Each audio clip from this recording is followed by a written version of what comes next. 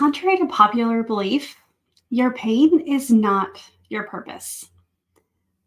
I don't know who needs to hear this right now, but this is something that I have been wrestling with um, because this idea that our pain drives our mission and our purpose, our vision, it inspires us and those around us seems like a good thing, right? It seems like it's something, hey, like nothing's ever wasted. Everything we go through is for a purpose. But I think this idea that, turn your pain into your purpose, I think we're missing something there. And this is something that, and I mean, I've used it. I knew that the story that I hold, the things I've been through are not just for me alone. But we get mixed up here when we put the emphasis on the pain. When we say the pain is is the purpose that we're going through. And friend, you are so much more than what you've gone through. When you put pain in the center, when your purpose is what you've been through, you're making that circumstance, that trial, that trauma, that story, you've put that in the center and you've replaced you. Many times we are affected, we are changed. They say what we go through, we grow through, which I think is a little bit closer to what I want to share today. But I want to just come and encourage you, because if you've been through some things, and I know you're like, okay, Tami, because I've been through some life, I've experienced some life. And I need to know my purpose, and I need to know why I've been through this. And there's many times we don't know why we've been through things. I also know that you weren't put on this earth to go through that circumstance. That is not your purpose. That's not the reason why you exist. It's not the reason why you were born. And when we start to believe that that is our purpose, that thing we went through, that for me, being a widow, losing my best friend, my high school sweetheart, the father of my children, I have two, but when I put that pain as the center of my story, I miss the beauty around it. I also miss the fact that I endured it, that I'm still going through it, that I'm an overcomer, that you're an overcomer, that you're a survivor, that your purpose is more about who you were before, during, and after than it is what you went through. The what is just, those are semantics. Those are details. Those are challenges. And I'm not making light of them, because I know from hearing your stories, I know from hearing, I know from coaching you, I know from years of being a therapist, that the stories, the things we've been through are super heavy. And the people who come to me, the people who I work with, or Tami, I know it fuels them. It fuels that pain that they've been through. They don't want other people to have to go through it. And they make the pain itself their purpose. They make that the center of what they've been through. And that's something that I have actually been wrestling with for the last couple of years. Like in next month, in March, I'll be a widow for 12 years. I still hold that hat. I still hold that badge. I still hold that card. And I've grown. And I'm a partner. And I am I'm a mom of teenagers now. I've grown from being a mom of toddlers to a mom of teenagers. Parenting itself changes over time. Grief changes over time. The way you see your story can change over time when you stop making the circumstances the center of it. When you look at, and I'm just going to say it, like, you get to look at what helps you through it. Why are you a survivor? I've read this book. I've read it actually a couple times, and I highly suggest it. It's Viktor Frankl, The Man's Search for Meaning. And real quick, it's a short read, but it's an intense read. And Viktor Frankl, he is father of psychology. He's a well known in the psychology world, and his part of his story is that he was in a Jewish camp. He was part of. He went through the Holocaust, and he went through with a different perspective. He went through searching for what he could do and how the meaning behind it, not the circumstances himself. He searched for a purpose within it. He looked and he realized that him serving the person next to him through his beatings, through his starvation, through all of the terror, and all of that.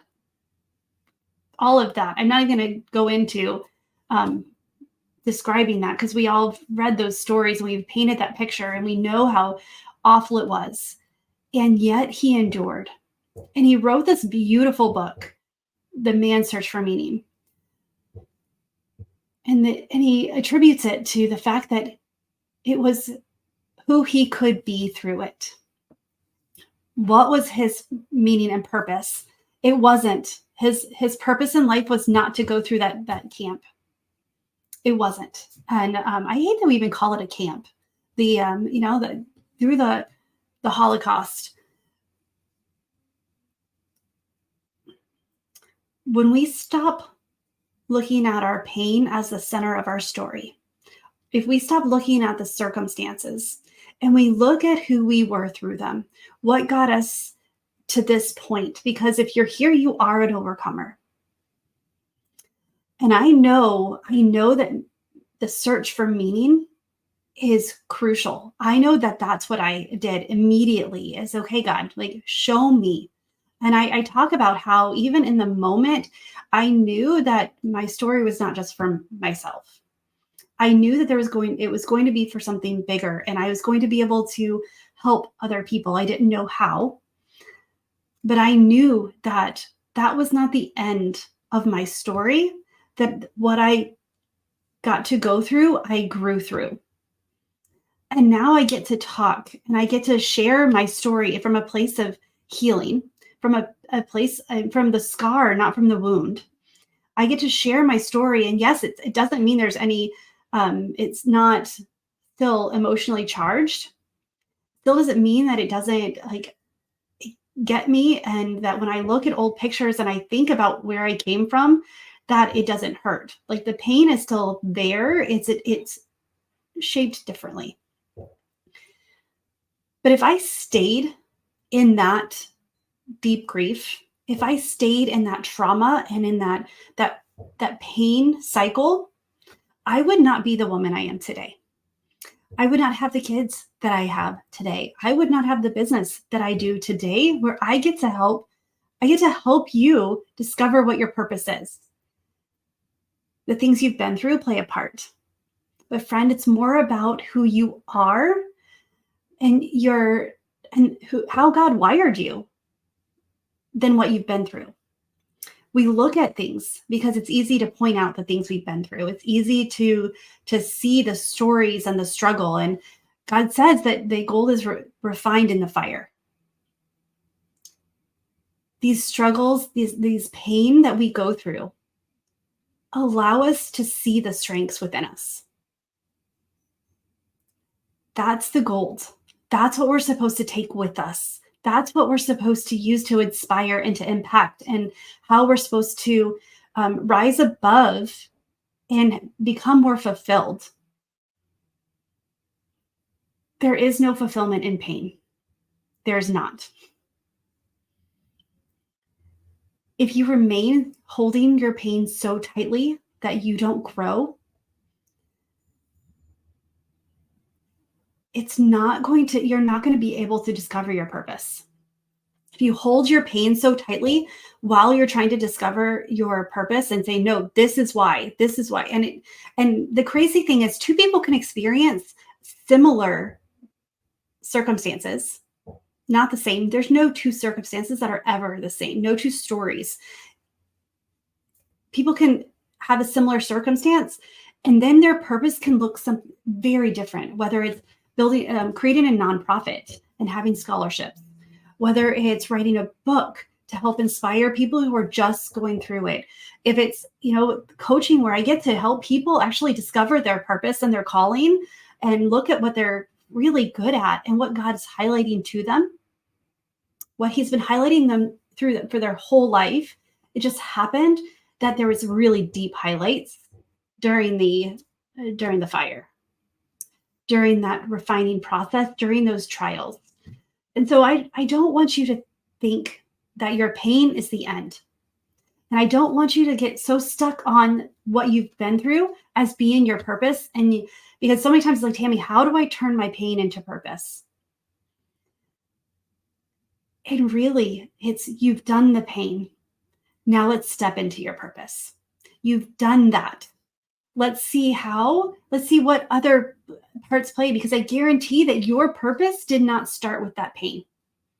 You have been wired this way from birth. So that's not the one story that gets to paint your purpose. There's elements, there's highlights. Like you said, it gets to be so much more than your pain, because your purpose is the culmination of things that who you were before all of that, before other things. Because I know that's not the first trial you've been through. Hello, we've all been through puberty. We know how tough and mean girls and all of that stuff. We know how hard that is. It's not just about the present and what we're going through right now and who we're being. It's also about the future you that you want to be. We get to bring all three elements together into one beautiful picture where you get to define where the chapter starts and where the next one begins. You get to define the center and you get to define the theme throughout the story. It doesn't have to be pain. It doesn't have, it could be something about, it's not just the pain, but it could be what you've experienced, how you connected to people through it, or what is happening throughout it. Like what are you seeing? How are you being shaped? So when you are looking to turn your pain into purpose, look past the pain, release some of that and acknowledge where you are today so you can look back and see the past. What else has pointed to this moment? And you can see in the future, what do you want to do with this now that you've discovered it? What purpose do you want? What is God highlighting to you? And that is what life is about. That's how you discover the full weight of joy and how you live joyful every day, because knowing that each day you learn a little bit more about your strengths. You learn a little bit more about what drives you.